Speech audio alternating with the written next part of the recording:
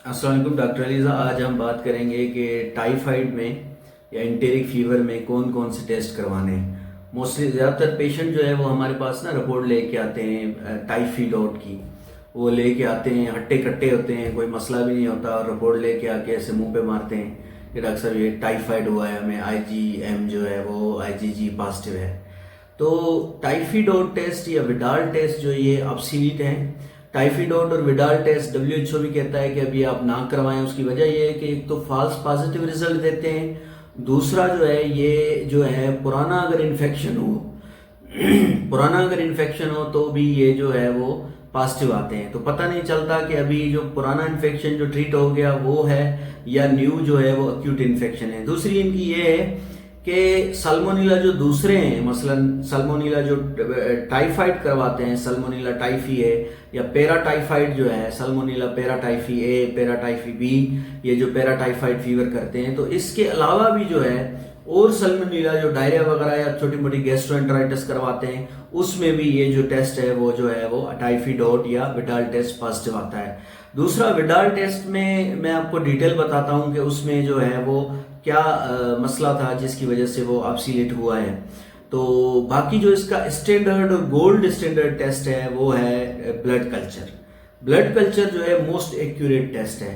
अब मसला ये है कि ब्लड कल्चर जो है वो जब हम पेशेंट का ब्लड निकालेंगे उसके बाद लेबॉर्ट्री में सेंड करेंगे। लेबॉर्ट्री कम से कम 3 दिन यानी कि 72 घंटे उसमें वो बैक्टीरिया अगर सल्मोनेला होगा तो वो ग्रोथ करेगा और उसके बाद उस पर जो है वो सेंसिटिविटी टेस्ट करेंगे और हमें वो एक्यूरेट बता भी देंगे कि भाई ये वाला एंटीबायोटिक दो तो पेशेंट जो है वो आपका ठीक हो जाएगा, मसलन सिप्रो या जो भी है। तो जो गोल्ड स्टैंडर्ड टेस्ट है वो है ब्लड कल्चर और मोस्टली फर्स्ट वीक में हम ब्लड कल्चर जो है वो भेज देते हैं। लेकिन ब्लड कल्चर भेजने के बाद आपने 3 दिन बाद तो ये उसकी जो है ग्रोथ होगी, उसके बाद फिर सेंसिटिविटी होगी, मतलब 3 दिन के बाद यानी हफ्ते बाद कभी कभी रिपोर्ट मिलती है। तो उसमें फिर ये होता है कि आप हफ्ते में अब पेशेंट क्योंकि आपके पास आएगा वो पहले दवाई खा के आएगा या कोएक्स वगैरह से होके आएगा, तो आप फिर उसकी एम्पेरिक ट्रीटमेंट या एम्पेरिक एंटीबायोटिक शुरू कर देंगे। कल्चर का वेट करेंगे और ऐसा नहीं कि बुखार में उसको तड़पने देंगे, आप उसकी एम्पेरिक ट्रीटमेंट जो है वो एंटीबायोटिक्स जो है वो आप उसका जो है वो शुरू कर देंगे। तो ब्लड कल्चर जो है मोस्ट एक्यूरेट टेस्ट है, गोल्ड स्टैंडर्ड टेस्ट है। मसला ये है ब्लड कल्चर की जो सेंसिटिविटी है वो 61% है, यानी कि अगर 100 मरीजों को टाइफाइड फीवर है तो 61%, 60 से 70% में ब्लड कल्चर पॉजिटिव आता है, बाकी केसेस में ब्लड कल्चर नेगेटिव आता है। अब negative blood culture does not exclude the typhoid fever और enteric fever. Negative blood culture भी आए लेकिन अगर अलामत मरीज को बुखार है, मरीज को रिलेटिव ब्रेडिकार्डिया है, मरीज को रोज स्पॉट्स हैं, पेट में दर्द है, हाथ लगाने से भी दर्द होता है, कब्ज हो गई है, मोशन लगे हुए हैं, स्टेप लेडर पैटर्न में फीवर है, पहले दिन 100 पे, फिर दूसरे दिन 101 पे, फिर 102 पे, फिर 103 पे, हाई ग्रेड बुखार है, ठीक है। तो अगर अलामत आते हैं तो क्लिनिशियन जो है वो ब्लड कल्चर अगर नेगेटिव भी है तो वो ट्रीटमेंट शुरू कर देता है। इसके अलावा जो है वो सीबीसी हम करवाते हैं मोस्टली। सीबीसी में क्या हमें मिलता है कि नॉर्मल जो इन्फेक्शन होता है, कोई भी पेशेंट बुखार के साथ आ रहा है, ठीक है, तो अगर हफ्ता हो गया बुखार को तो मोस्टली वो वायरल नहीं होगा, बैक्टीरियल होगा। तो अब इसमें क्या होता है कि जो ल्यूकोसाइट्स हैं वो ज्यादा आते हैं, व्हाइट ब्लड सेल ज्यादा आते हैं नॉर्मल इन्फेक्शन में, यानी कि 11, 12, 13,000 तक आ जाते हैं। लेकिन जब टाइफाइड होगा तो ल्यूकोपीनिया होगी, यानी कि WBC या नॉर्मल होंगे या कम होंगे, नॉर्मल से कम होंगे। ल्यूकोपीनिया होगी एक, नंबर 1। नंबर 2 जो है वो थोड़ी बहुत हाइपोक्रोमिक या नॉर्मोक्रोमिक एनीमिया भी आ सकती है। उसके अलावा जो है वो थ्रोम्बोसाइटोपिनिया यानी कि प्लेटलेट्स भी कम आ सकते हैं। उसकी वजह यह है कि टाइफाइड का जो जरासीम है वो फीको-ओरल रूट से, वो कभी हम जब टाइफाइड पे डिटेल में डिस्कस करेंगे तो फीको-ओरल रूट से अंदर आता है, ब्लड में जाता है, ठीक है, प्राइमरी बैक्टीरियमिया, उसके बाद वो गट में जाता है, आंतों में जाता है, आंतों में जो पेयर पेचेस होते हैं वहां पे वो रहता है।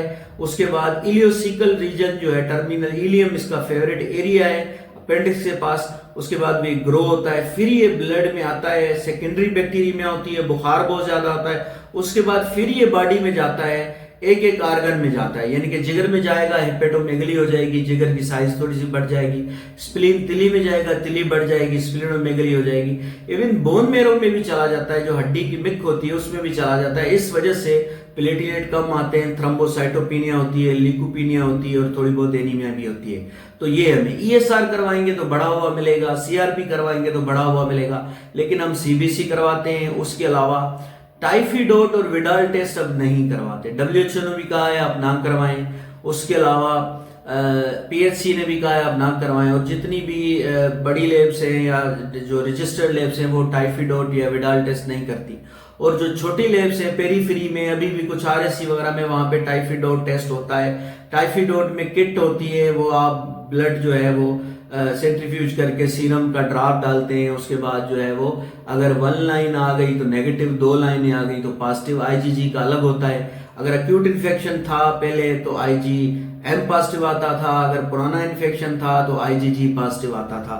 लेकिन अब वो कहते हैं कि अब टाइफिडोट टेस्ट अब ना करें। विडाल टेस्ट में क्या होता था कि वो जो है आपका जो है वो एंटीजन होते हैं, यानी कि सल्मोनीला का जो सेल वॉल का एंटीजन था ओ, उसके अलावा सल्मोनीला का जो फ्लैजिलम का एंटीजन था एच, इसी तरह पैराटाइफी का जो सेल वॉल का एंटीजन था वो ओ था, और जो पैराटाइफी ए या बी दोनों का जो है वो फ्लैजिलम का जो एंटीजन था वो एच था।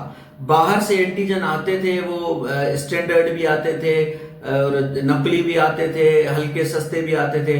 वो स्टैंडर्ड जो है एंटीजन जो है अंदर एंटीबॉडीज बनते थे, टाइफाइड का जरासीम गया जिस्म में और एंटीबॉडीज बने, और आप जो है वो एंटीजन बाहर से वो ब्लड आप या तो आप स्लाइड पे करते थे, सेंट्रीफ्यूज करके आपने ब्लड डाला, उसके बाद एंटीजन डाला, तो वो एग्लूटिनेशन हो जाती थी, आपस में जो क्लॉट्स बन जाते थे, एग्लूटिनेशन हो जाती थी।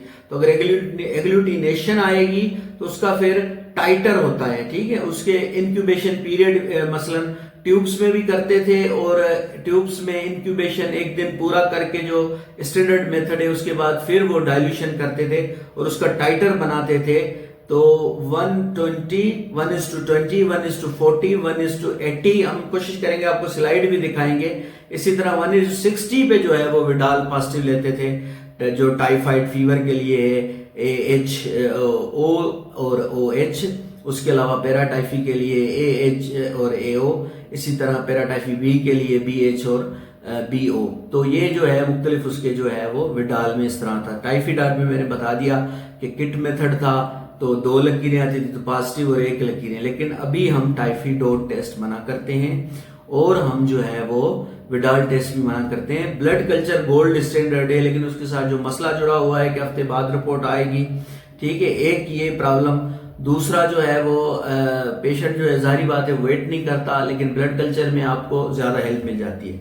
उसके अलावा स्टूल कल्चर भी करवाते हैं, पखाना है उसका कल्चर भी करवाते हैं। वो ज्यादा जो है वो कैरियर स्टेट, यानी कि अगर 1% जो पेशेंट है 100 में से 1, उनमें अंदर टाइफाइड अंदर छुप जाता है पित्ते में, और इसी तरह करके ना वो अंदर कैरियर उसके रहता है, वो फिर स्टूल में जो है वो खारिज होता है, तो स्टूल कल्चर पॉजिटिव। कभी कभी यूरिन कल्चर भी पॉजिटिव आता है। तो बाकी आप अगर LFT करवाएंगे तो ALT ST भी ज्यादा आएगा, लेकिन बिलिरुबिन इसमें नॉर्मल आता है।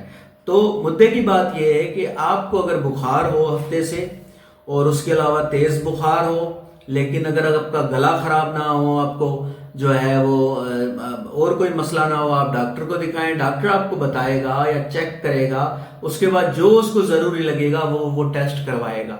आप खुद जो है वो लेबोरेटरी में जाके विडाल या टाइफिडॉट टेस्ट ना करवाएं, ठीक है। आप डॉक्टर से मिलें, वो आपकी CBC करवाए या क्लिनिकली डायग्नोज करे और ट्रीटमेंट वो शुरू कर दे, या ब्लड कल्चर उसकी जरूरत होगी तो वो करवाएगा।